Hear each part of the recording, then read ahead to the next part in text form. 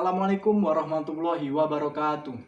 Perkenalkan, saya Raidi Firmansyah, NIM 1986232052. Mata kuliah Metodologi Pembelajaran Bahasa Indonesia.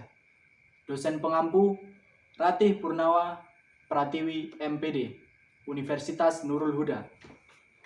Baiklah, pada kesempatan kali ini saya akan menjelaskan mengenai prinsip-prinsip pembelajaran bahasa Indonesia. Pengertian prinsip pembelajaran. Berdasarkan Kamus Besar Bahasa Indonesia, prinsip adalah asas atau kebenaran yang menjadi dasar berpikir, bertindak, dan sebagainya. Selanjutnya adalah belajar. Belajar adalah aktivitas adanya usaha sadar dan terencana dalam suatu proses untuk memperoleh pengetahuan, meningkatkan keterampilan, memperbaiki sikap, perilaku, dan mengokohkan kepribadian. Konteksnya, belajar membuat dari yang tidak tahu menjadi lebih tahu. Adanya kontak antara manusia dengan lingkungan atau dengan alam yang menghasilkan sebuah pengalaman. Pengalaman yang terjadi secara berulang-ulang akan menghasilkan ataupun akan menjadi sebuah pengetahuan. Jadi, prinsip pembelajaran adalah landasan berpikir ataupun landasan berpijak dengan harapan tujuan pembelajaran dapat tercapai dengan baik, sehingga memunculkan ataupun menimbulkan proses pembelajaran yang lebih dinamis dan juga terarah. Prinsip-prinsip pembelajaran bahasa Indonesia ada 4 macam. Yang pertama yaitu prinsip kontekstual, yang kedua prinsip integratif, yang ketiga prinsip fungsional, dan yang terakhir yaitu ataupun yang keempat yaitu prinsip apresiatif. Yang pertama yaitu prinsip kontekstual. Dalam pembelajaran kontekstual, tugas guru adalah membantu siswa dalam mencapai tujuannya. Maksudnya di sini guru lebih berurusan dengan strategi daripada memberikan sebuah informasi. Pada prinsip pembelajaran kontekstual, guru hanya mengelola kelas sebagai sebuah tim yang bekerja sama untuk menemukan sesuatu yang baru bagi siswa. Proses pembelajaran pun lebih diwarnai student center daripada teacher center. Menurut Nur Hadi, pembelajaran kontekstual adalah konsep belajar pada saat guru menghadirkan dunia nyata ke dalam kelas dan mendorong peserta didik untuk membuat hubungan antara pengetahuan yang dimilikinya dengan penerapan dalam kehidupan sehari-hari. Selanjutnya, Depdiknas menjelaskan bahwa pembelajaran kontekstual adalah pembelajaran yang mengaitkan materi yang telah diajarkan kepada peserta didik dengan dunia nyata peserta didik dan mendorong peserta didik tersebut untuk mengaitkan hubungan antara pengetahuan yang telah dimilikinya dengan pengetahuan dalam kehidupan sehari-hari. Selanjutnya, prinsip yang kedua adalah prinsip integratif. Menurut Maksan, bahasa adalah suatu sistem. Hal tersebut berarti suatu keseluruhan kegiatan yang satu dengan yang lainnya saling berkaitan untuk mencapai tujuan berbahasa, yaitu berkomunikasi.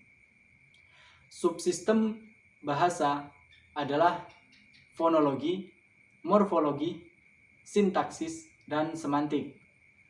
Keempat subsistem tersebut tidak dapat berdiri sendiri. Dapat diartikan bahwa pada saat kita menggunakan bahasa ataupun berbahasa, tidak hanya menggunakan salah satu dari keempat unsur tersebut. Contohnya yaitu pada saat kita melakukan pembelajaran berbicara, kita menggunakan sebuah kata. Lalu kata tersebut disusun menjadi sebuah kalimat. Kalimat yang kita susun tadi, kita ucapkan menggunakan intonasi yang tepat. Berkaitan dengan ini, secara tidak sadar, kita telah memadukan unsur-unsur yaitu unsur fonologi ataupun lafal atau intonasi, unsur morfologi yang berarti kata, unsur sintaksis yang berarti kalimat, dan juga unsur semantik yang berarti makna. Berdasarkan contoh di atas, maka pembelajaran bahasa Indonesia hendaknya tidak disajikan secara terpisah-terpisah. Pembelajaran bahasa Indonesia hendaknya disajikan secara terpadu ataupun terintegrasi ataupun terintegratif, baik unsur fonologi, morfologi, sintaksis, semantik, ataupun pemenuhan keterampilan berbahasa Indonesia. Selanjutnya, prinsip yang ketiga, yaitu prinsip fungsional.